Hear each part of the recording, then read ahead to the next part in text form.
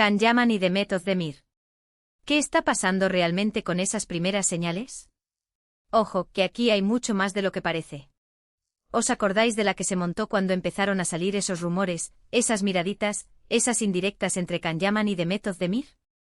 Madre mía, qué locura fue esa época.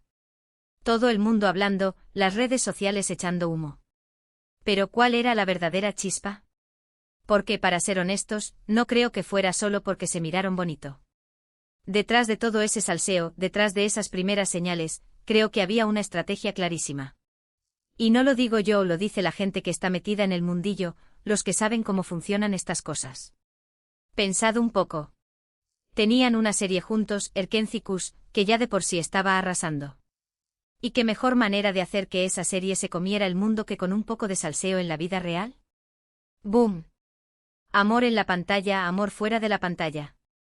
O eso nos hicieron creer, ¿verdad?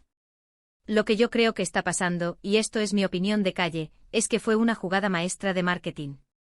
Ambos eran actores jóvenes con mucho potencial, pero necesitaban dar ese salto, esa imagen de pareja de moda, de la pareja del momento. Y qué mejor manera de conseguirlo que alimentando a la prensa, a los fans, con esas pequeñas píldoras de quizás sí, quizás no. ¿Os acordáis de esas fotos que salían de ellos supuestamente juntos? ¿O de esos comentarios tan sutiles en redes sociales? Era como un juego. Ellos sabían perfectamente lo que hacían. Crearon una expectativa brutal. Y claro, cuando uno está ilusionado, ve lo que quiere ver. Los fans encantados viviendo cada momento como si fuera real. Pero pensemos también en el otro lado.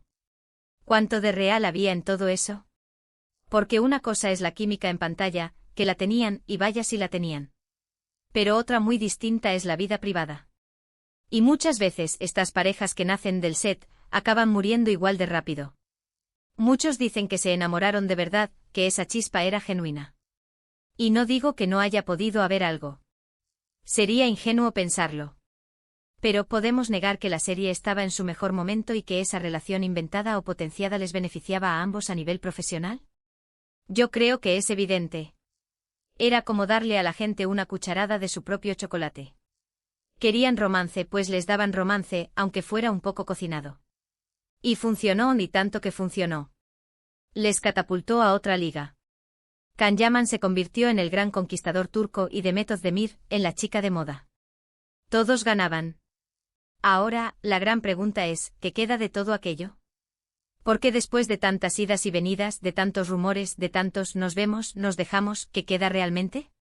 ¿Siguen teniendo esa conexión, esa complicidad que vimos al principio, o fue solo un fuego artificial que se apagó tan rápido como llegó?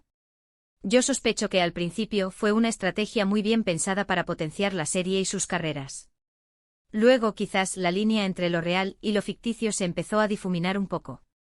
O quizás simplemente las cosas cambian y lo que empezó como un juego acabó por ser, pues, lo que es ahora.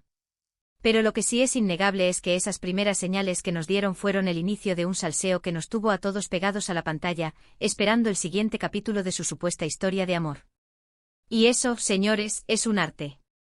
¿Vosotros qué pensáis? ¿Creéis que fue todo una estrategia de marketing para la serie, o hubo algo de verdad en esas primeras miradas?